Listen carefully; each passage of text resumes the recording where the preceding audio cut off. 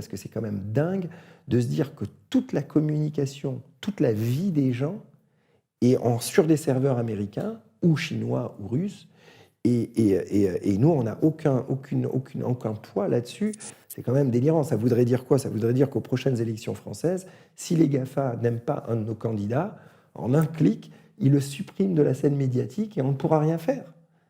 Ty-Chris vient de lancer Album, une application en passe de devenir le WhatsApp de la photo et de la vidéo. Mais avant d'être entrepreneur, Ty-Chris faisait du roller, pas comme vous et moi de manière approximative. Il devient champion du monde à 22 ans et remporte plusieurs fois les X Games, l'équivalent des Jeux Olympiques pour les sports extrêmes. Passionné par le challenge et la compétition, on le retrouve en 2010 au premier étage de la Tour Eiffel, d'où il s'élance, roller au pied. Ses parents lui enseignent l'art de la liberté, du choix, de la passion. Après son aventure sportive, il prend la direction du petit écran. Il remporte Pékin Express, arrive en finale de Danse avec les stars et perd aux portes de la finale de Koh-Lanta. Là encore, il se dépasse et se fait remarquer par le grand public. Vous êtes sur Caractère Média. Ici, on ralentit, on réfléchit et on vous raconte l'info autrement. Notre équipe vous propose un contenu libre et indépendant. N'oubliez pas de liker, commenter et de vous abonner.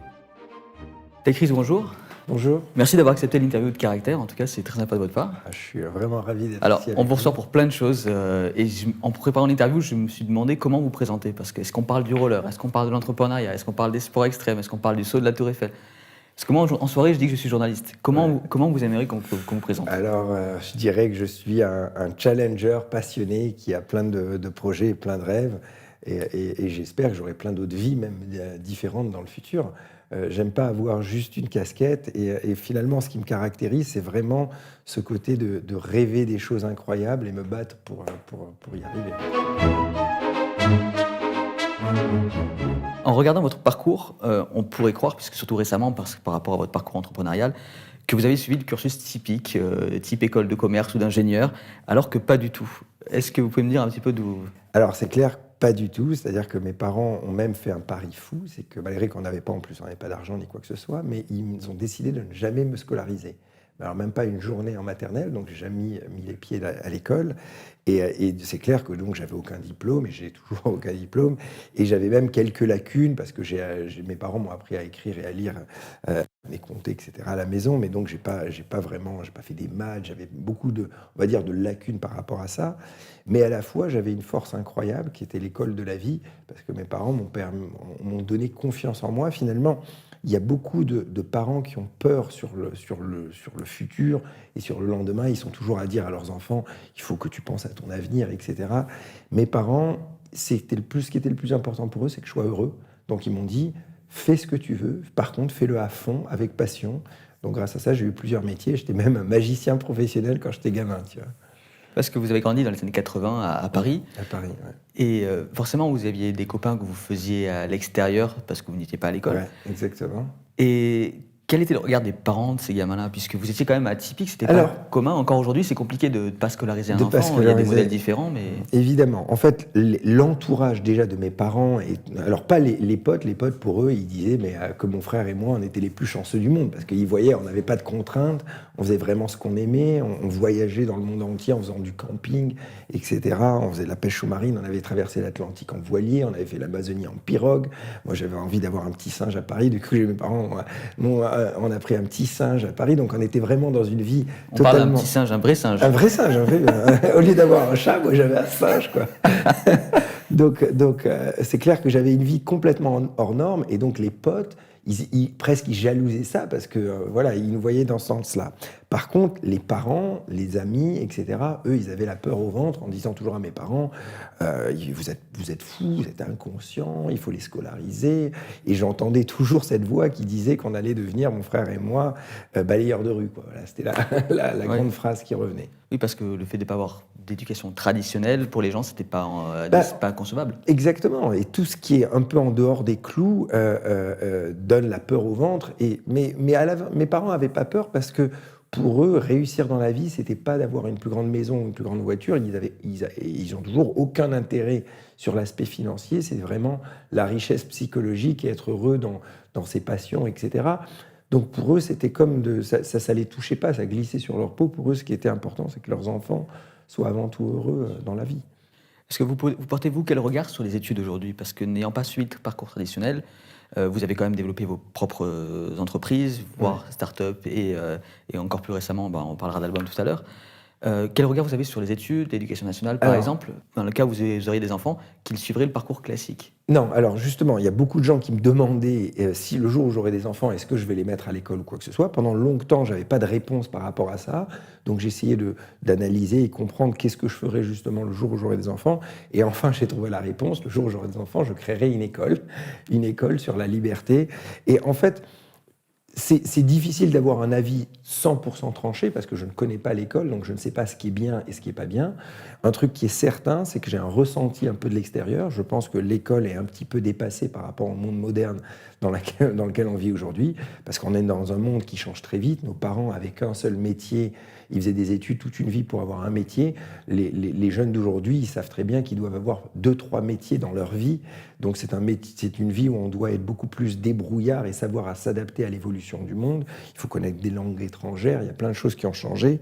Donc en fait, aujourd'hui, le fait, moi, d'être un ultra débrouillard, je vois que ça, parce que justement, j'ai jamais eu ce cursus très scolaire, je vois que c'est une force dans le monde dans lequel on est. Donc si je dois créer une école de demain, ça sera une école beaucoup plus sur la pratique et moins sur la théorie. Et donc, aujourd'hui, je ne peux pas exactement dire ce qui ne va pas dans l'école, mais ce que j'ai l'impression de l'extérieur, c'est que les élèves sont beaucoup plus trop à apprendre d'une façon un peu avec des œillères, quelque chose de très formé et très normé, avec un prof qui leur dit comment il faut penser ou comment il faut suivre pour avoir des bonnes notes finalement, alors que ce que j'ai envie de faire, c'est beaucoup moins d'élèves pour le nombre de profs, c'est-à-dire avoir un prof peut-être pour à peine 10 élèves, je sais que c'est pas rentable, mais c'est la qualité à la fin, et que finalement ce soit pas le prof qui soit devant, qui apprend aux gamins et que les gamins prennent juste des notes, que ce soit vraiment les gamins qui sont que dans le faire, et quand ils arrivent au bout d'un problème et qu'ils n'arrivent vraiment pas à le régler, là, le prof juste les dirige pour les aider à trouver un petit peu la solution. Pour être dans un aspect où c'est vraiment le jeune qui trouve toujours, lui, ses solutions pour aller de l'avant. Et quand, par exemple, moi, j'ai commencé à voyager, je ne connaissais pas de langue étrangère, je me suis rendu compte qu'il fallait que j'apprenne l'anglais. Donc, qu'est-ce que j'ai fait? J'ai pris un dossier Excel et j'ai marqué 1500 mots dans 5 langues, les plus importants, comme on dit bonjour, au revoir, ciel, terre, les verbes, etc. Et une fois que j'ai appris les 1500 mots dans les langues, je me suis rendu compte que quand j'arrivais dans le pays, en réalité, j'arrivais à quasiment tout comprendre et arriver à m'exprimer petit à petit. Donc, à chaque fois, j'ai développé mes propres techniques, mais c'est grâce à ce côté débrouillard. Donc, j'ai envie d'essayer de transmettre ça aux jeunes. Et c'est clair que j'ai vraiment un projet pour créer une école un jour. D'accord, c'est drôle. Oui, donc vous êtes vraiment un homme à mille projets. Il y a toujours un projet qui arrive. Oui, voilà, il y en a un qui se développe, il y en a un qui arrive derrière. Évidemment, ouais, il y en aura plein d'autres. Il ne faut pas se mettre de barrières, il faut transmettre. Et je vois que finalement, en tout cas pour reparler de l'éducation, toutes les faiblesses du monde partent de l'éducation. Le racisme, la discrimination, toutes ces choses-là viennent avant tout d'un problème d'éducation et de connaissance. Je sais que, par exemple, aujourd'hui, si on m'enlevait tous mes contacts, mes revenus, que je me retrouve seul au monde et qu'on me met au bout d'une île déserte ou dans un pays vraiment sans rien, le fait d'avoir la connaissance, comment le monde fonctionne, comment une industrie fonctionne, je vais peut-être galérer, ça va peut-être prendre 10 ans de revenir dans une capitale, faire des petits boulots pour avoir un petit peu d'argent, pour me payer des vêtements propres, survivre, etc. Mais je connais le processus pour monter les échelles dans la société. Voilà. Donc je sais que finalement, la clé qui est donnée à des gens finalement non fortunés des pays en voie de développement, le manque pour arriver à créer des grandes choses dans des grandes sociétés, c'est finalement la connaissance. On va revenir sur la connaissance plus tard. On va passer sur une partie que j'ai nommée le roller, parce que le roller, c'est pour toute une génération, c'est ce qui vous a fait connaître aussi auprès de la France et du monde entier. C'était ma grande passion. C'était votre passion, et clairement, vous remportez les X Games en 2001, et vous êtes vraiment une icône pour toute une génération qui découvre et le skate, et le roller, les skateparks, tout ça. Avant ça, il y avait eu le patin. Ouais. Et comment ça a commencé? Parce qu'il me semblait que gamin, vous étiez avec votre frère au Trocadéro. Exactement. En fait, vu que j'allais pas à l'école, on n'avait pas de jeux vidéo, il n'y avait pas de smartphone, évidemment, etc. Donc le seul moyen de retrouver des copains, c'est qu'on se retrouvait tous au Trocadéro. En fait, on était passés, mon frère et moi, et au Trocadéro, il y avait une ambiance de fou, il y avait plein de jeunes de tous les milieux qui faisaient du roller, et c'était avant tout des jeux avec les copains, des chasses à l'homme, des éperviers comme on appelait, et on avait fabriqué des tremplins en bois, on faisait des sauts de marche, on faisait la quête pour acheter des biscuits, etc. Et donc, j'ai commencé avant tout à faire du roller comme un jeu avec les potes. Et en suivant un peu mon frère, c'est même mon frère qui a commencé le premier. Moi, je faisais des Lego au Trocadéro avant de commencer à faire du roller. Quand j'avais 5 ans, j'étais tout Donc petit. vous ameniez votre Lego au Trocadéro Exactement, et mon frère faisait du roller. Et petit D'accord. à petit, vu que tous les copains étaient en roller, j'ai commencé à les mettre aussi. Et en grandissant, vers 15 ans, c'est là où je me suis dit, j'ai envie en fait d'en faire mon métier, j'ai envie de faire des compétitions. J'ai vu les rampes aux X Games qui ont commencé à devenir, en tout cas, populaires. Et voilà, je me suis entraîné comme un fou. Et heureusement, il y a eu la mode du roller en ligne qui a explosé vers 2096, je veux dire. Et là, je me suis fait sponsoriser et j'ai commencé à voyager dans le monde. Parce qu'à 15 ans, donc vous dites, vous découvrez le halfpipe, c'est ça, donc l'aspect tube, le Ouais. demi-tube. À 22 ans, vous devenez pour la première fois champion du monde. Ouais. Donc c'est assez jeune. Est-ce que ça a toujours été le but finalement de devenir le meilleur dans ce sport-là, ou Ah oui, vous avez fait là, ça comme une... ça c'est sûr que j'étais passionné mais par la rampe, je rêvais de ça. Je passais mes nuits là-bas, je n'avais rien d'autre. Il y avait tous les potes et les filles, etc., qui étaient au Trocadéro. Ben, moi, je n'étais pas au Trocadéro, j'étais à Maison-Alfort sous une autoroute à m'entraîner nuit et jour. Je regardais avec les potes les vidéos jusqu'à 4 heures du matin de mecs qui faisaient des figures, etc. Donc c'est clair que c'était ma passion. Et mon rêve, c'était de devenir champion du monde. Donc je me suis entraîné comme un fou. Et c'est vrai, quand j'ai commencé à l'être et à gagner les compètes, c'était un rêve éveillé. Parce que non seulement j'étais allé au bout du rêve, mais en plus je pouvais en vivre. Et je pouvais aider mes parents qui avaient en plus des problèmes financiers. Donc c'était extraordinaire. Je me suis retrouvé propulsé dans une vie où je voyageais dans le monde entier. J'apprenais des langues, je rencontrais des gens. Je me retrouvais à être en plus un peu connu. Ça, c'était marrant, en étant connu en faisant du roller. C'était irréel. Est-ce que cette envie d'être le meilleur, c'est quelque chose qui vous a toujours suivi? Alors oui, ça m'a toujours suivi parce que, je vais vous raconter quelque chose d'un peu plus perso, mais j'étais assez complexé en étant jeune parce que mon frère a plusieurs talents incroyables. Et quand on était jeune, c'était lui qui brillait. Il avait des premiers rôles dans des longs métrages. Il était même plus fort que moi en roller. En tennis, il était quasiment première série, etc. Et donc j'ai toujours grandi en étant le deuxième, un peu dans l'ombre de mon frère. Et donc, il n'y a pas de problème. Après, lui, il a fait sa route, moi, j'ai fait ma route, etc. Et on s'entend extrêmement bien. On vit même ensemble en Estonie en ce moment. Du coup, j'avais finalement ce complexe un petit peu dans mon caractère. Et je pense que ça m'a aidé, en quelque sorte, parce que ça m'a donné toujours envie de me surpasser.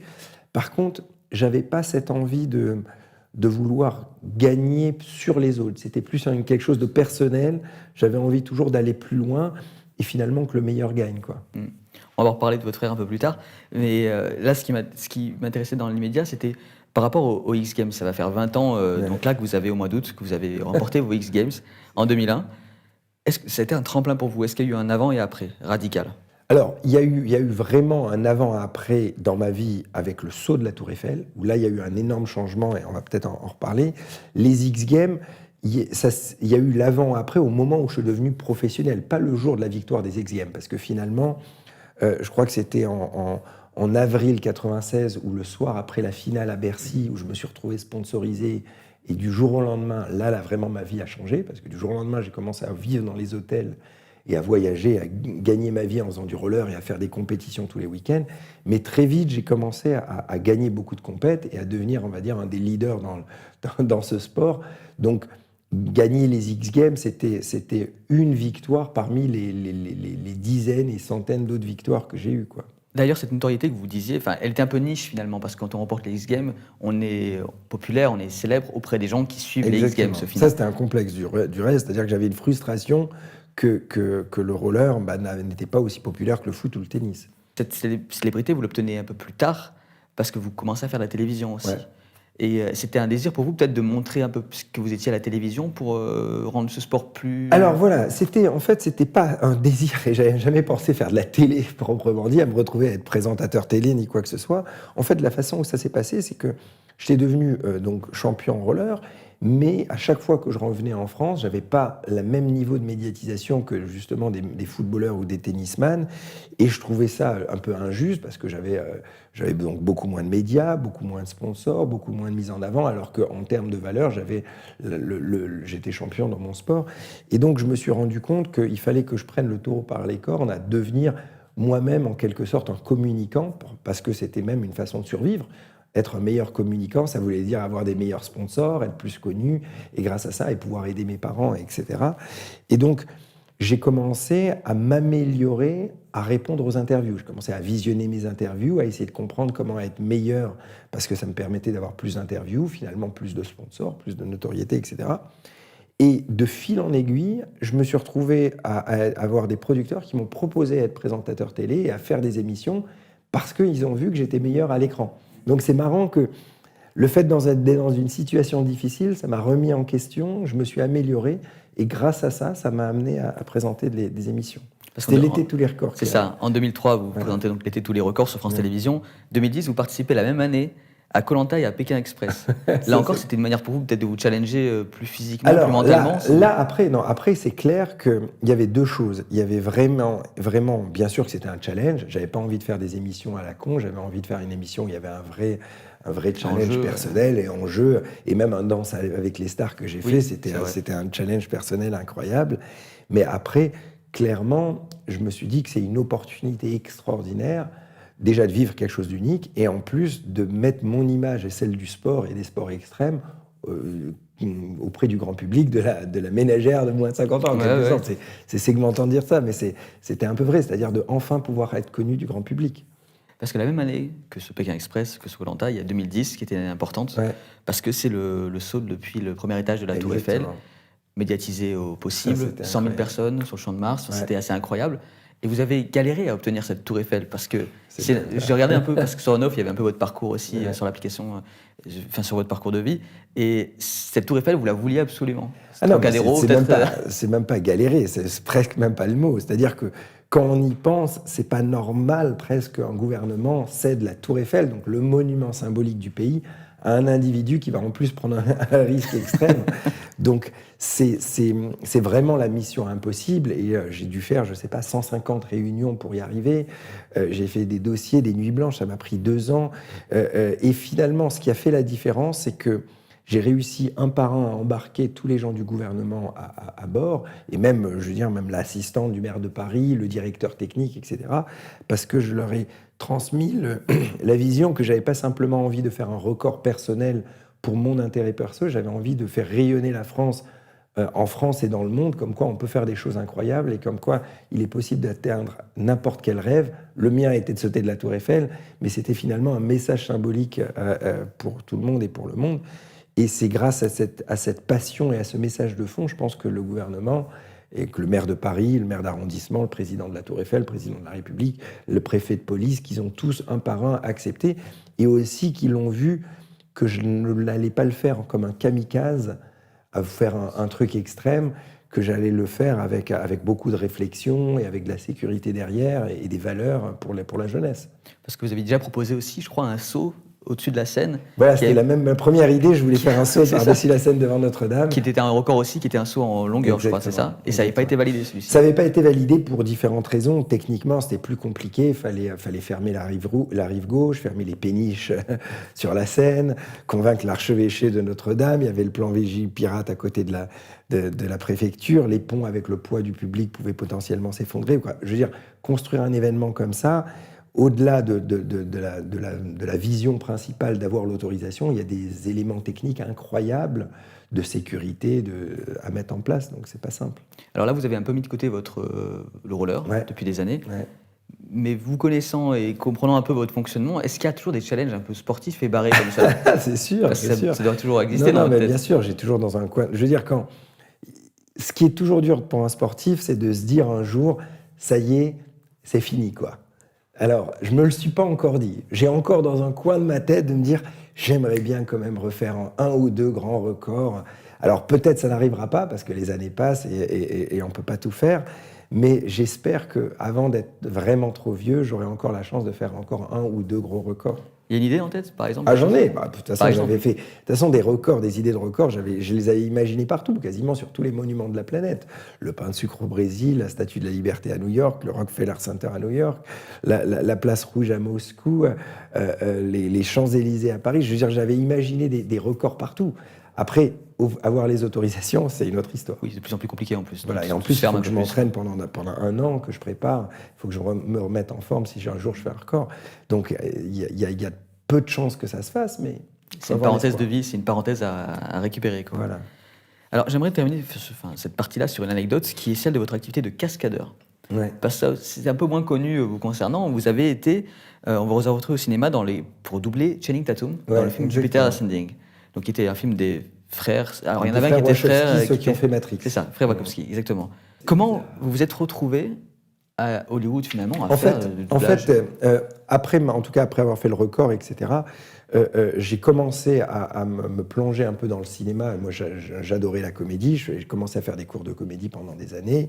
Et j'avais eu la chance de signer un gros long métrage où j'avais le premier rôle en tant qu'acteur. Finalement, à la dernière minute, le film n'a pas pu se faire pour différentes raisons d'un distributeur, etc. Alors après, je me suis enfermé pendant 1 an et demi à écrire mon long métrage moi-même. Donc j'ai commencé vraiment à me plonger dans le cinéma.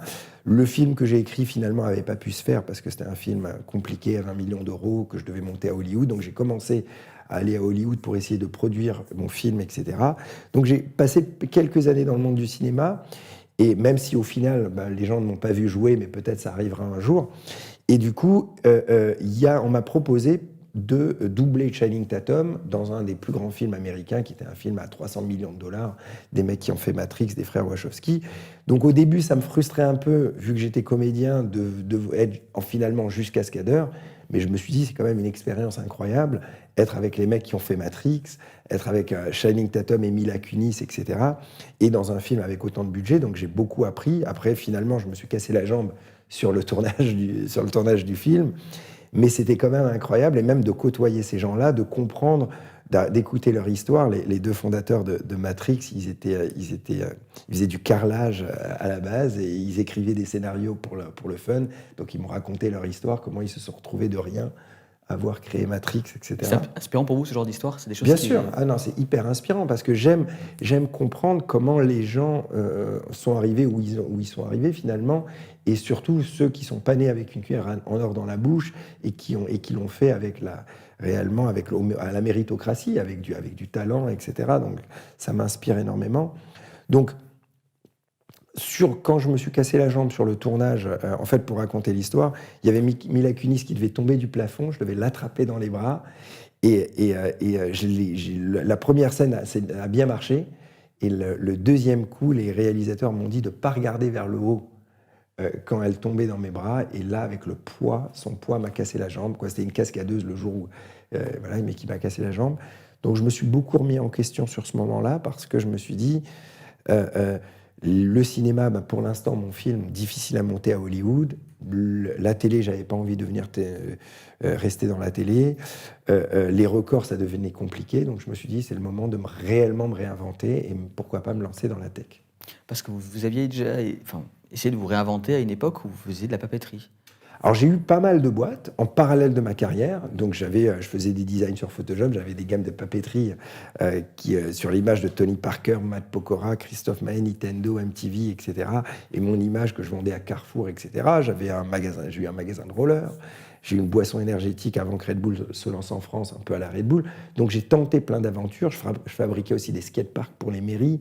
Donc j'ai eu plein de boîtes différentes et d'aventures qui n'ont pas toujours marché. Il y en a certaines qui ont fermé malheureusement. Mais du coup, à chaque fois, j'ai appris quelque chose. Et là, pour le coup, mais je le faisais toujours en parallèle de ma carrière de sportif. Donc c'était jamais du 100%, c'était toujours du secondaire pour moi. Et là, il y a 6 ans en arrière, quand je me suis cassé la jambe, je me suis dit, bon, j'ai eu des expériences en tant qu'entrepreneur qui n'ont pas toujours marché, mais j'ai appris des choses. Maintenant, je vais me lancer à 100% dans le monde de l'entreprise. Par contre, je vais essayer de mieux le faire et me lancer dans la technologie, parce que ça, c'est des projets d'avenir. Et c'est comme ça que j'ai imaginé On-Off, et après maintenant Album, etc. On va revenir du coup directement sur cette partie, puisque chaque fois qu'il y a eu une blessure, il y a eu réflexion de votre part. Ouais. C'était de se dire, bon, il m'arrive ça, si je ne peux pas reprendre exactement comme je le veux, j'aurais toujours fait une sortie de secours. C'était un peu l'adaptation, toujours. J'étais obligé, parce que déjà, ça fait maintenant donc 25 ans que j'aide mes parents financièrement, et donc j'avais une obligation, même pour moi, parce que pour rappel, j'ai aucun diplôme, etc. Et quand on est champion de roller, on vit avec des contrats de sponsoring. Un contrat de sponsoring est rarement plus de 2 ans ou 3 ans, vraiment dans les cas extrêmes. Donc j'avais toujours cette épée de Damoclès au-dessus de la tête, de me dire, si je suis plus champion, eh ben, je n'ai plus rien pour vivre. Et donc, et pour aider mes parents, etc. Donc, à chaque fois que j'avais un accident et que j'étais sur le lit d'hôpital, là, il y avait vraiment une remise en question pour mon avenir, etc. Et je déteste être dépendant toujours des autres, donc je suis vraiment très proactif. Donc, j'ai essayé toujours de me réinventer et de trouver des solutions pour sécuriser mon avenir. Alors, on va rappeler ce que c'est ONOF. Donc, c'est un opérateur de télécommunications. Vous proposez aux utilisateurs une application qui leur permet de bénéficier d'un ou plusieurs numéros en gardant leur même carte SIM. Il y a une application. Par exemple, si je démarre mon activité de micro-entrepreneur, que je veux un numéro pro en plus de mon numéro de téléphone classique, portable, je peux dématérialiser ce numéro-là et l'utiliser comme mon numéro personnel. Voilà, en fait, l'idée que j'ai eue il y a 6 ans, c'était tout bête, c'était de me dire qu'on est dans un monde où tout est dans le cloud, nos emails sont dans le cloud, nos musiques avec Spotify, nos films avec Netflix, nos fichiers avec Dropbox, alors que notre 06, lui, il a toujours été coincé dans une carte SIM plastique. Si globalement je perdais mon numéro, ou je perdais, mon téléphone, je perdais mon numéro, il fallait que je retourne physiquement dans un magasin SFR, Orange ou Bouygues, quoi que ce soit, pour récupérer physiquement mon numéro. Donc l'idée que j'ai eue, c'est de me dire, je vais cloudifier le numéro de mobile ne sera plus rattaché à une carte SIM, il sera dans le cloud comme une adresse email. Ça voudrait dire que quand j'ai plus de batterie, je peux quand même récupérer mon 06 sur le téléphone d'un pote ou même sur une tablette ou un ordinateur. Et surtout, je peux en avoir 2, 3, un numéro temporaire quand je vends la voiture sur le bon coin, etc.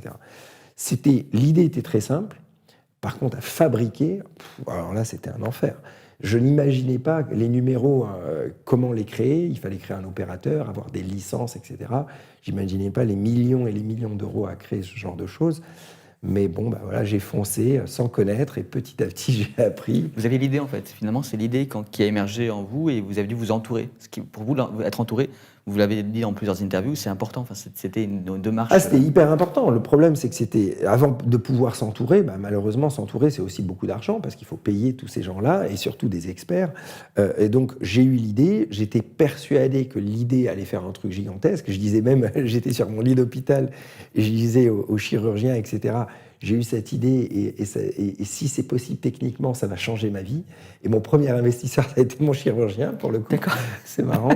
Et donc, vu que les fonds d'investissement m'ont un peu, en quelque sorte, rigolé au nez au début, c'est-à-dire quand je suis arrivé en béquille en tant que rollerman, en leur disant que je voulais créer un opérateur mobile mondial, ils sont tombés de leur chaise et ils m'ont dit « non, on ne va pas vous financer ». Et donc, ce que j'ai fait, c'est que j'ai réussi à convaincre tous les gens que je connaissais. Alors, comme je disais, mon chirurgien, mais mon comptable, mon avocat, des potes sportifs, des potes riders, tous les gens que je rencontrais, même un mec, maintenant qui a un pote, Bruno, que j'ai rencontré dans l'avion, en écho, et que j'ai convaincu dans l'avion à investir dans ma boîte. Et il a investi 300 000 € comme ça, en 2 heures de vol dans l'avion. Ah oui, persuasion quand même. Ouais, c'est persuasion. De toute façon, j'avais pas le choix. C'était le mois. Et comme ça, j'ai convaincu 130 personnes qui ont investi 10 millions d'euros. Et ça m'a permis, alors pas en un mois, ça a mis 4 ans, mais grâce à ça, j'ai pu payer plein de super ingénieurs, m'entourer d'une énorme équipe. Là, maintenant, on est 60 sur ONOF. Et donc ça m'a permis de créer la boîte et voir maintenant une boîte qui est en train de devenir une grande boîte. Et vous commencez donc en fait finalement cette nouvelle vie d'entrepreneur à ce moment-là. Et vous disiez en interview vouloir inventer quelque chose qui n'existait pas, c'est ce que vous avez pu faire. Et c'est même pas que je voulais, c'est que c'est presque une obligation. C'est-à-dire quand on n'est pas attendu dans une industrie, qu'on part en bas de l'échelle, qu'on n'a pas d'argent, qu'on est tout seul, etc., un des premiers trucs, il faut apporter quelque chose à cette industrie qui n'existe pas. Sinon, personne ne va vous donner de l'argent ou vous ouvrir une porte. Vous avez senti un peu le mépris finalement de ces classes-là, qui étaient entrepreneurs avec un parcours bien précis, où vous sentiez que vous n'étiez pas à votre place, par exemple ? Alors, Pas le mépris, non, pas le mépris. En fait, évidemment, il y a eu au début, moqueries ou pas pris au sérieux, etc. Mais je ne peux pas en vouloir aux gens, c'est totalement normal. Ils me voient arriver, je n'ai pas fait d'études, je suis tout seul, je veux créer un opérateur mobile mondial, j'ai toujours été vu comme une image de rollerman. On a tendance à vraiment mettre des étiquettes aux gens. Mais c'est vrai que j'avais un complexe en quelque sorte, c'est que depuis quelques années, en parallèle de ma carrière de sportif, j'étais déjà beaucoup plus qu'un sportif dans le sens où je faisais ma communication moi-même, je montais mes événements. Donc les gens me voyaient uniquement comme sportif, mais moi je me sentais déjà comme entrepreneur. Et donc c'est clair que quand dans les dîners, et je disais que je voulais créer un opérateur mobile mondial et que les gens autour de la table rigolaient et disaient « Non, mais sérieusement, tu veux faire quoi maintenant ?» Je le prenais un peu personnellement, mais je m'en fichais. Moi, je suis toujours dans la positivité. Et j'allais toujours de l'avant, et finalement, être extrêmement positif, on s'entoure avec des gens positifs. Et le seul moyen aussi d'arriver à convaincre les gens qui doutaient, c'était de devenir un expert dans mon domaine. Donc, par exemple, très très vite, j'ai commencé à étudier, à travailler nuit et jour dans la technologie des télécoms pour devenir incollable. Et quand des investisseurs me disaient « Mais pourquoi on doit croire en vous ?» Je leur disais « Embauchez un chef architecte télécom qui est un des experts télécoms du marché, mettez-le face à moi et vous allez voir que non seulement je lui ferai tête, mais même j'arriverai à le challenger techniquement sur des choses que lui ne connaît pas. » Voilà, donc c'est toujours cette façon de penser un peu à la performance. Compétition, en fait. Vous n'avez jamais quitté la compétition. Oui, et c'est même une façon de survivre. C'est-à-dire que si je ne faisais pas ça, finalement, rien ne marchait. On va parler d'album du coup, puisque c'est un peu la transition. Vous avez toujours On-Off qui est... Évidemment, donc je continue, On-Off grandit. Qui roule depuis 2014, maintenant ça va faire 7 ans, c'est ça ? Exactement. Ça tourne. Donc pour les entreprises et les particuliers, maintenant on a 2 offres. L'offre entreprise cartonne, donc on donne des numéros de mobile en un clic pour tous les salariés. Vous avez fait des dons de numéros, je crois, pendant la période Covid. Exactement, ouais, parce qu'il y a beaucoup de docteurs qui avaient besoin de contacter les patients tout le temps, mais ils ne voulaient pas donner leur numéro perso. Donc là, ça leur permettait de créer un deuxième WhatsApp avec un deuxième numéro et pouvoir donner ça à tous les patients et supprimer le deuxième numéro quand ils veulent, quoi. Alors Album, c'est plus récent, c'est mars 2021. Ouais. Alors peut-être que les gens ne connaissent pas Album, ce qui est logique, c'est tout récent. Ben oui. Et c'est une application donc, dédiée au partage et au stockage donc, de photos avec sa messagerie intégrée aussi, qui propose, donc, si je reprends les termes de votre keynote, c'était une sécurité accrue, un chiffrage de bout en bout, un contrôle total de l'utilisateur et la conservation des photos dans leur qualité optimale. Est-ce que c'est à peu près résumé correctement ? C'est ça, mais alors, de toute façon, sur l'aspect sécurité, c'est un long processus qu'on a démarré auprès de l'ANSSI, donc un processus qui va durer 8 mois parce qu'on a envie d'avoir vraiment l'application photo et vidéo la plus sécurisée au monde et avoir vraiment le badge officiel de l'ANSSI, qui est l'Institut national de la sécurité des systèmes informatiques français. Donc ça, c'est un long processus. Mais avant tout, la vision que j'ai eue sur ce produit, c'est de me dire... On a tous des milliers de photos qui dorment dans nos téléphones et on n'a pas vraiment d'outils pour les partager. On les envoie normalement, la plupart des gens les envoient dans des conversations WhatsApp ou Telegram, etc. Et le problème, ça se mélange dans nos conversations et la qualité est baissée. Et il y a aussi trop de réseaux sociaux qui sont maintenant uniquement la vitrine de nos vies. Quand on voit Instagram, on a la vie réelle et la vie vitrine sur Instagram. On ne met plus nos photos vraiment perso sur Insta. Et les réseaux sociaux, en plus, rendent un peu fous tous les gens, puisqu'on est dans la course à avoir plus de followers, avoir plus de vie vitrine, etc. Donc maintenant, je vois vraiment autour de moi, tous les gens sont en train de... Les réseaux sociaux, c'est presque devenu comme un boulot, comme une vitrine publique, à essayer d'avoir le plus de followers, etc. Et pour les jeunes, ça les rend un peu tous dingues, puisqu'ils oublient un peu la vie réelle, d'avoir cette vie artificielle. Quoi, voilà. Et donc je me suis dit, je vais essayer de créer un réseau social qui a un peu plus de valeur, parce qu'on est plus dans la course toujours au plus de followers. Et c'est pour ça que c'est presque pas un réseau social. En réalité, c'est plus un outil qui a un aspect social. Et c'est uniquement une application qui permet de se créer des albums entre potes. C'est le même concept qu'un WhatsApp qui est des groupes de conversation, sauf au lieu que ce soit des groupes de conversation, là, c'est des albums collaboratifs. Donc, vous faites simplement un album pour votre copine, un album pour vos potes, un album pour vos parents, un album quand vous partez au ski, un album pour vos collaborateurs, et vous donnez des accès différents à chaque personne. Et chaque personne qui a un accès dans cet album, il peut poster ses photos, ses vidéos, mettre des likes, des commentaires. Et donc, c'est fini cet aspect... vitrine publique, avoir le plus de followers, etc. Vous avez enfin votre jardin secret et vous décidez vos photos et vidéos à qui vous voulez les partager, comme vous voulez les partager. À l'inverse d'un WhatsApp qui plutôt est donc basé sur le message et les photos qui s'y greffent, vous, on part de la photo finalement, Voilà. et les gens commentent autour de ça. Exactement, c'est pour ça que je dirais on est le WhatsApp de la photo.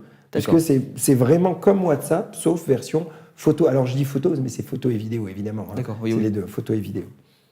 Et vous offrez, parce que c'est un nombre de données limité, c'est 30 Tera que vous offrez. Alors, on n'offre pas les 30 Tera, parce que sinon on va faire faillite au bout d'une semaine, ça c'est sûr. Non, là, en gros, on peut stocker jusqu'à 30 Tera, ce qui est juste sans limite, quoi, globalement. Et j'ai dit 30 Tera, demain, on pourrait en mettre 50, on pourrait en mettre 100, il n'y a pas de limite par rapport à ça. Mais évidemment, les gens vont acheter du stockage s'ils veulent en mettre là-dessus, et on va essayer d'être compétitif à des Google Photos ou des iCloud, etc. Mais on va donner quelques gigas gratuits au début pour que les gens testent. Mais globalement, nos téléphones, moi par exemple, j'avais plus de place dans mon téléphone. Et donc c'était hyper pratique de me créer un album vidéo où j'ai mis mes 3000 vidéos de mon téléphone dans un album et je les ai supprimées de mon iPhone pour libérer de la place. Et sur iBomb, j'ai pas perdu la qualité, c'est sécurisé, etc. Donc c'est un cloud comme n'importe quel autre cloud et on ne risque pas de la perte voilà. totale. On n'a pas réinventé, franchement, je peux pas dire que j'ai réinventé la roue, que j'ai créé quelque chose qui n'existait pas.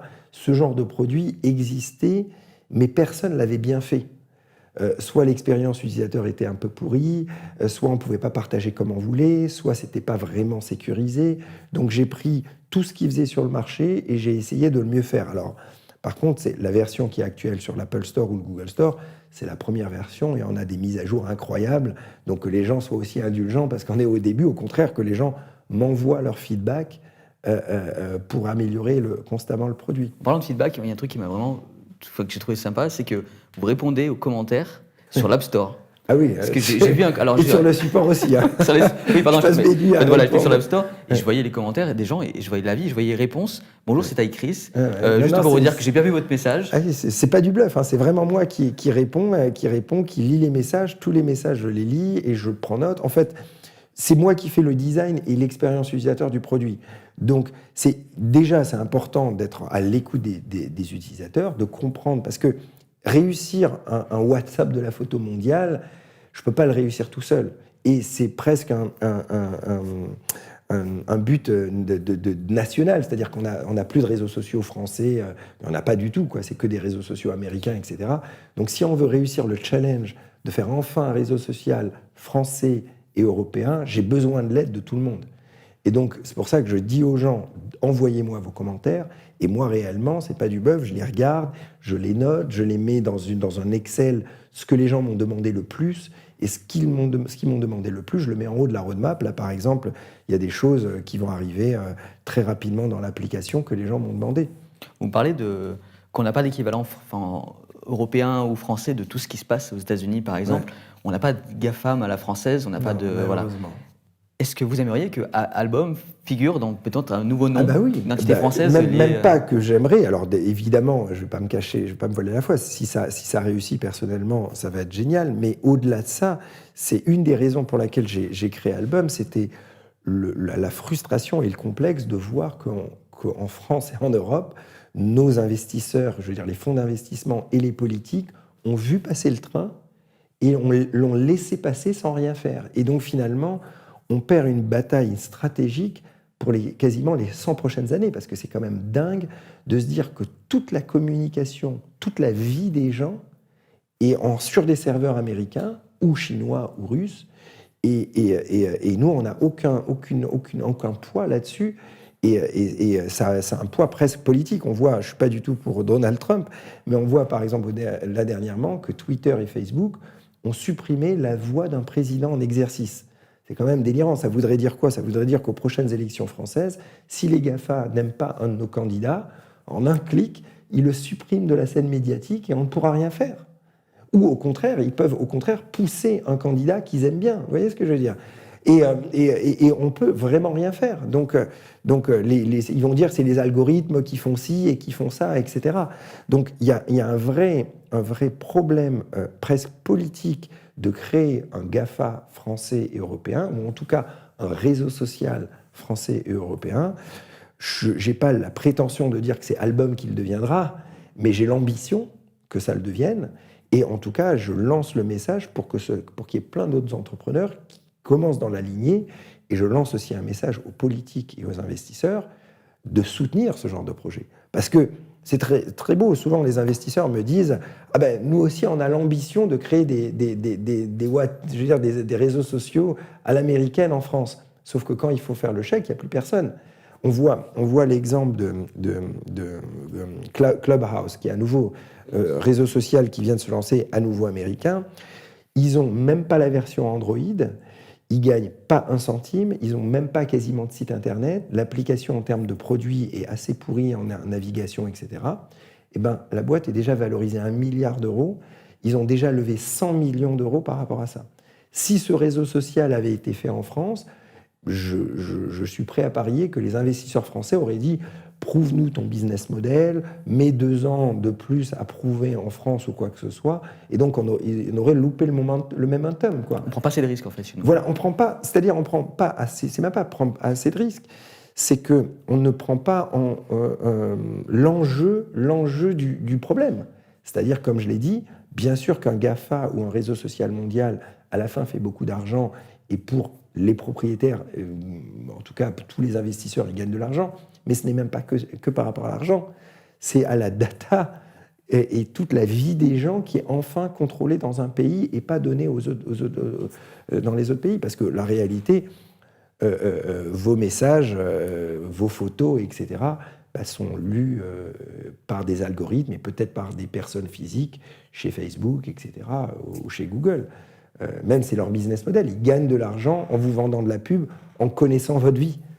Vous voyez ce que je veux dire? Chez Album, c'est vrai qu'il y a un fait qui m'a marqué quand vous avez fait votre keynote, c'est que les screens ne sont pas possibles, les captures d'écran. Alors sur capture d'écran sur iPhone, pour l'instant, on le bloque que quand on est en full screen, mais on va essayer de le mettre un peu partout. Et le but, c'était que les captures d'écran, si elles sont répétitives, soient signalées et peut-être que quelqu'un puisse prendre la décision de bannir un compte. Ouais, en fait, c'est que on a envie de... Je veux dire, on est dans un monde où toutes les photos et vidéos se retrouvent de plus en plus partout sur Internet. Vous voulez avoir... vous postulez pour un job, la première personne que la boîte va faire, c'est qu'elle va taper votre nom sur Google et voir vos photos et voir ce qu'on dit sur vous, etc. Donc, d'une façon générale, les photos et vidéos, c'est ce que les gens ont de plus privé. Donc, s'ils peuvent le rendre vraiment privé comme eux le veulent, c'est-à-dire pas de capture d'écran, la possibilité de mettre des mots de passe sur ces albums, même la possibilité de les cacher, que ce soit du end-to-end encrypted, au moins on donne les outils aux gens pour le faire. Si vous voulez donner un accès collaboratif dans l'album pour que l'autre personne puisse télécharger la photo, ben on peut le faire. Donc, vous n'avez pas besoin de faire de capture d'écran puisque vous allez pouvoir télécharger la photo. Et en qualité optimale. En qualité optimale, exactement. Donc, plus besoin de faire des airdrops, etc. Mais au moins pas de façon sneaky, en quelque sorte, en faisant la capture d'écran comme ça, quoi. Est-ce que pour l'instant, parce que c'est récent, ça fait 3 semaines finalement que ça a démarré l'aventure, vous êtes content? Il y a des bons retours? Est-ce que vous avez les retours téléchargements sont incroyables. Alors, les téléchargements, on n'en a pas de gigantesques, etc. On est au début, hein, mais les retours sont vraiment incroyables. On peut voir de toute façon les messages sur l'Apple Store et le Google Store. Les gens trouvent l'application géniale. Il manque encore quelques fonctionnalités qu'on va mettre. Et beaucoup de gens mettent dans les messages clairement que si on met toutes les fonctionnalités qu'ils nous demandent, ils vont remplacer Google Photos par Album. Donc ça, c'est vraiment génial. C'est vrai que les gens se détachent petit à petit de Google aussi, puisqu'ils ont l'impression que Google est finalement partout dans les mails, les ci, les ça. Donc peut-être arriver à se décanter un peu, à se détacher un peu de tout ça, c'est quand même un peu la solution aussi qu'Album propose. Oui. Alors, ça dans un sens, mais pas que, parce qu'aujourd'hui, si on regarde bien, est-ce qu'il existe une application de référence au monde pour partager et manager les photos entre amis d'une façon vraiment simple et sécurisée? En réalité, non.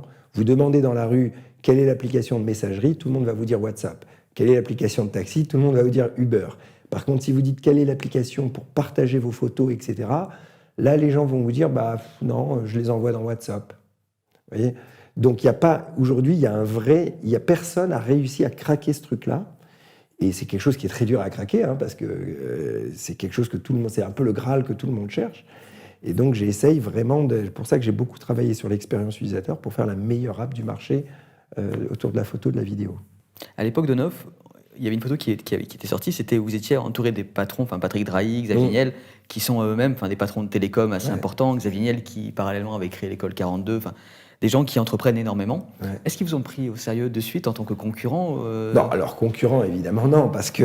parce que vous étiez quand même considéré comme opérateur téléphone. Voilà, je suis toujours. De toute façon, c'est même pas considéré. On a des licences télécom, etc. Et c'est vrai que cette photo, qui est la photo officielle avec tous les grands patrons télécom comme Drahi, Xavier Niel et le président d'Orange, etc. C'était génial, même comme victoire personnelle, de me retrouver aux côtés même du président de l'ARCEP, du régulateur télécom, à côté de ses patrons. Mais ils ne peuvent pas me voir en tant que concurrent parce qu'eux, ils ont les antennes et ils vendent des cartes SIM. On ne vend pas le même service. Moi, je vends un service à valeur ajoutée qui s'ajoute finalement sur la carte SIM des gens. Et au contraire, c'est même des partenariats. On a fait un partenariat avec Bouygues. Aujourd'hui, Bouygues vend le service on-off comme le service Spotify ou je veux dire Netflix qui vendent sur leur site internet. Vous allez dans les magasins Bouygues, vous voulez un deuxième numéro, et bien Bouygues vous dit on a un partenariat avec on-off, achetez en un clic le numéro on-off chez Bouygues.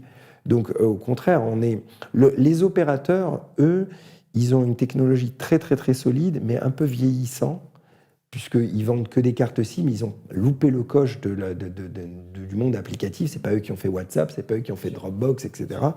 Et donc moi, je leur amène le monde télécom, software, le software dans les télécoms. Donc j'ai sûrement beaucoup de partenariats qui vont arriver dans le futur avec les opérateurs. Vous êtes de la génération d'Elon Musk, et c'est rigolo parce que c'est à l'opposé, on est aux États-Unis. Est-ce que, alors vous les pliez au roller, ça c'est évident, hein, au roller il n'y a pas compétition. Est-ce que pour vous ça reste quand même un challenge de rivaliser avec ces grands de l'Outre-Atlantique en fait finalement? Alors, quel regard vous portez sur leur activité? Moi, comme je l'ai dit au début, je ne me mets jamais en compétition par rapport à une personne, c'est beaucoup plus une compétition personnelle. Par contre, je m'inspire énormément des gens.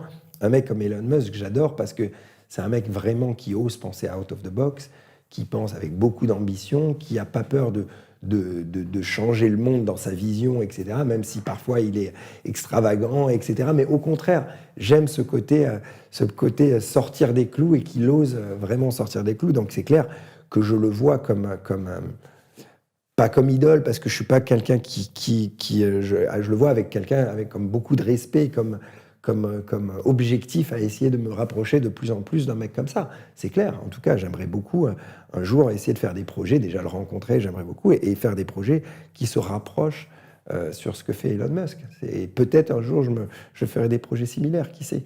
Vous avez encore des projets en tête déjà? J'en ai plein. J'imagine qu'un album vient de sortir, mais vous êtes déjà ailleurs. Bien sûr. Pour le coup, j'ai toujours rêvé d'aller dans l'espace, donc peut-être un jour je ferai un projet autour de l'espace. J'ai le film finalement que j'ai pas pu réaliser, qu'un jour je ferai. J'ai cette école, donc j'ai une liste de tâches que j'ai envie d'essayer de réaliser. On a appris donc du coup un peu à mieux vous connaître et à comprendre vos valeurs aussi et ce qui crée votre motivation dans la vie de tous les jours. Ici, on s'appelle Caractère, le média s'appelle Caractère, on s'intéresse au caractère de notre invité. Alors, dans un dialecte berbère algérien, votre prénom signifie être capable. Ouais. Et est-ce que c'était un cadeau empoisonné de vos parents ou au contraire une source de motivation que vous avez finalement chevillée au corps? Non, c'est pas un cadeau empoisonné, au contraire, je trouve que c'est une chance d'avoir un prénom original, parce que ça permet en tout cas de se sentir unique un peu dans la société. Je préfère beaucoup plus m'appeler Taïg qu'un prénom qui est utilisé par plein de gens. En plus, c'est un prénom court, donc non, j'ai vraiment de la chance par rapport à ça. En plus, j'ai la chance maintenant que des parents commencent à appeler leurs enfants Taïg. Donc ça, c'était plus le seul Taïg, une responsabilité et un truc assez dingue. Mais non, mes parents m'ont donné une liberté de pensée extraordinaire. C'est vraiment à eux que je leur dois cette façon de penser de la vie sans aucune barrière, parce qu'ils ont...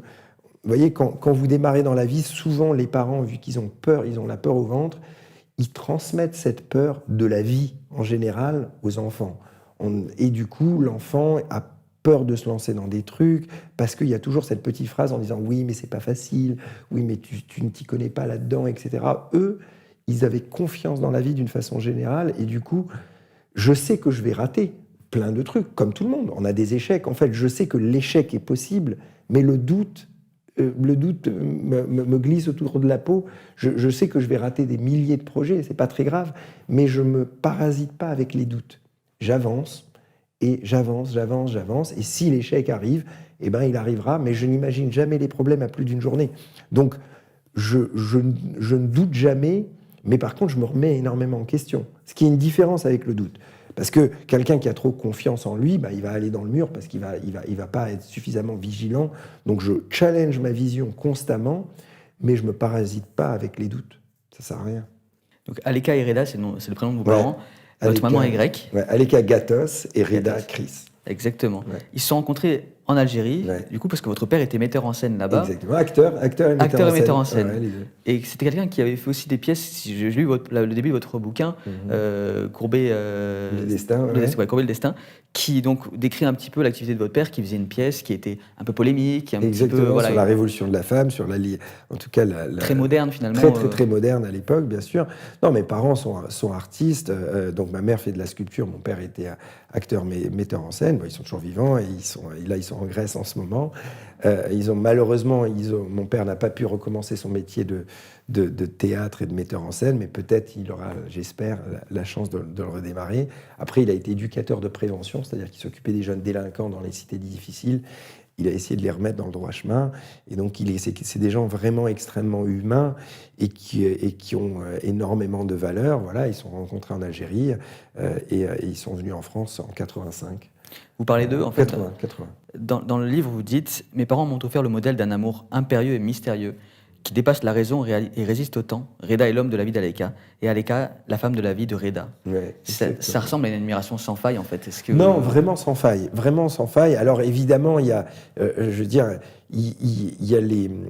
mes parents étaient, par exemple, pas du tout hommes d'affaires et pas du tout business pour un sou.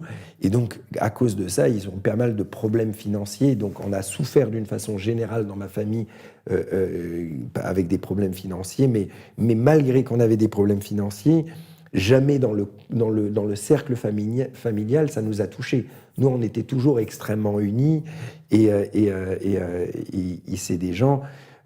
du coup, oui, bien sûr, qui ne sont pas business pour un sou, mais finalement, ce n'est pas très, très important d'être business. Les valeurs humaines sont 1000 fois plus importantes qu'être business. Mais finalement, le fait d'avoir souffert en voyant ma famille à la maison hypothéquée, les galères, etc., ça m'a permis d'avoir dans mon caractère 2 facettes. Parce que j'ai la facette artistique et humaine que eux m'ont enseignée, et rêveur, et aller au bout des rêves, etc. Et également, je me suis dit en grandissant, il faut que je devienne un homme d'affaires, parce qu'il ne faut pas que je fasse la même erreur qu'eux, parce que sinon, on va se retrouver à la rue, quoi. On essaie toujours finalement d'être un peu meilleur que nos parents. C'est un peu le challenge aussi qu'on se crée avec soi-même, c'est qu'on s'inspire de ce qu'ils ont fait et se dire peut-être que je peux aller un peu plus loin. C'est ce que vous avez Voilà. Et c'était aussi presque une seule façon de sortir toute la smala, je veux dire tout le monde, de la galère. Parce que si je me prenais pas en main et si je ne devenais pas un homme d'affaires et un champion, etc., on allait se retrouver à la rue financièrement, quoi. Avec votre frère, c'est une suite de votre caractère, c'est que vous l'avez également forgé avec Lino, qui est votre grand frère de 18 mois. Ouais. Est-ce que vous suivez toujours? Est-ce qu'il y a toujours finalement ce côté un petit peu... vous n'êtes plus dans l'ombre de votre frère, puisque maintenant vous avez développé vos propres projets? On a choisi maintenant des routes différentes. Alors maintenant, il travaille avec moi dans Off, donc on est en Estonie, il travaille avec moi et c'est super parce qu'au moins comme ça, il participe à l'aventure et donc il participe au succès. Et même mes parents, pour vous dire, travaillent également dans la boîte. Donc, ma mère et mes parents font les réquisitions judiciaires, ma mère fait les réquisitions judiciaires, etc. Donc c'est assez génial de pouvoir embaucher tout le monde. Non, mon frère il a choisi une vie également artistique. Il a été danseur de capoeira pendant des années. Après, il a été champion d'apnée. Après, il a été champion de poker. Donc, il a toujours aussi suivi une vie assez d'aventurier. Mais pour le coup, lui, pas très. Il a décidé de ne pas créer des entreprises. En tout cas, il n'est pas rentré dans l'aspect business. Il est resté artistique. Vous avez une devise familiale, quelque chose que finalement vous avez beaucoup entendu et que vous répétez ou vous répéterez à vos enfants par la suite, ou des choses que vous gardez un peu comme mantra? Alors, on n'avait pas en tout cas de devise familiale qu'on se disait. C'était des choses naturelles, des non-dits, mais je dirais que c'est la simplicité et la passion. C'est-à-dire que quand je dis la simplicité, c'est l'honnêteté sur la passion des choses. C'est-à-dire que mes parents, simplement, ils nous ont enseigné, et eux, ils sont toujours comme ça. Il n'y a rien qui est dans le paraître, et c'est vraiment faire les choses avec passion et faire les choses honnêtement. Et voilà, c'est vraiment ça le plus important, je dirais. Oui, j'ai l'impression qu'ils vous ont quand même beaucoup transmis aussi, comment dire, le rapprochement des autres en fait. Ne pas laisser les autres de côté, parce que vous avez fait pas mal d'associatifs aussi, il me semble. Ouais. Est-ce que ce côté-là aussi, vous le gardez aussi toujours Alors oui, évidemment, j'ai fait pas mal, en tout cas, d'engagement dans des associations, ou même je vais parfois dans les écoles parler ou raconter justement mon histoire pour expliquer aux jeunes comment rebondir dans la vie et comment y arriver, comment aller au bout de ses rêves, etc. Donc évidemment, après, j'ai toujours quand même dans mon caractère une façon de penser les choses en grand, c'est-à-dire je n'aime pas faire les choses à moitié. C'est toujours ce que j'ai fait dans ma vie. Si je fais quelque chose, j'essaye de le faire à 100% et créer des grandes choses. Donc, c'est super tous les trucs associatifs que j'ai pu faire ou quoi que ce soit, mais j'ai l'impression que c'est encore une petite aide. Et c'est pour ça, par exemple, que j'ai envie de créer cette école, parce que si un jour je fais une école, et que cette école potentiellement peut grandir, et il peut y en avoir peut-être 2, 3, 10, 100, qui sait, ça pourra peut-être grandir énormément, je pourrais vraiment aider à grande échelle. Là, par exemple, là, j'ai la chance d'être au bord de France Digital, et par exemple, ce que j'ai proposé à France Digital, c'est de donner la parole à tous les entrepreneurs, de faire des vidéos face caméra où ils racontent leur histoire en tant qu'entrepreneur, des histoires techniques, comment créer un sonboard, comment créer son pack d'actionnaires, comment lever des fonds, comment embaucher, etc., pour avoir des milliers et des centaines de vidéos de plein d'entrepreneurs, pour que tous les jeunes qui veulent entreprendre regardent ces vidéos et pouvoir récupérer de l'information. Et voilà. Donc j'essaye toujours de penser à faire les choses en grand. Si des gens m'ont demandé dernièrement si je voulais me lancer en politique, non, je ne vais pas me lancer en politique.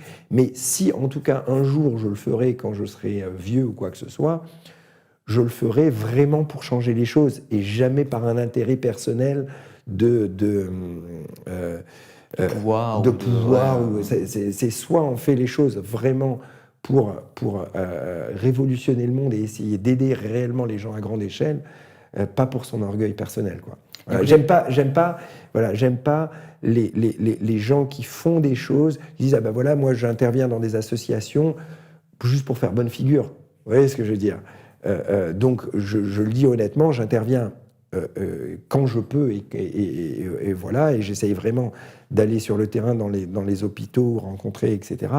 Mais malheureusement, j'ai pas beaucoup de temps parce que je fais beaucoup de choses autour en ce moment. Mais si le jour où je m'investirai vraiment, ça sera mon projet personnel. Et là, je ferai ça nuit et jour et je le ferai vraiment pour changer les choses. Il y a un côté transmission, vous parlez d'école justement. Est-ce que maintenant, vous sentez qu'il est temps de transmettre ce que vous avez pu acquérir aussi beaucoup. Ah oui. En fait, c'est marrant, je voyais quand j'avais 20 ans, je croyais connaître beaucoup de choses. Après, très vite, j'ai bien compris que je connaissais rien. Donc, j'ai commencé à me taire pendant pas mal d'années, à écouter et à prendre de l'information sur les gens que je rencontrais. Et là, je me rends compte que cette expérience de vie, avoir été un ultra débrouillard, avoir eu plein de métiers différents, avoir souvent été au fond du gouffre et avoir eu beaucoup d'échecs comme tout le monde, mais j'ai eu des échecs durs, des accidents, etc., où il a fallu que je me réinvente, etc. Donc j'ai appris, j'ai une connaissance que je peux transmettre à pas mal de gens. Et donc si ça peut aider, évidemment, je suis partant à tout moment. J'avais une dernière, c'était même pas une question, c'était une remarque, c'est que vous aviez participé à différentes associations, en fait, en soutien à différentes associations.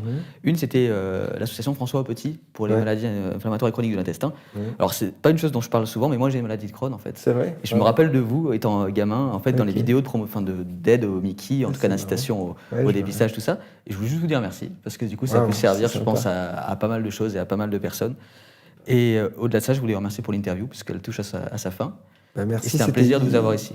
C'était hyper enrichissant parce qu'on a le temps d'aller au fond des choses sur cette interview et de pouvoir aborder des sujets plus perso et qui sont importants, je pense, pour les gens, parce qu'on a toujours tendance à avoir des interviews un petit peu filtrées, en quelque sorte, qui se ressemblent. Là, en fait, on parle un peu avec beaucoup plus d'honnêteté puisqu'on va au fond des choses.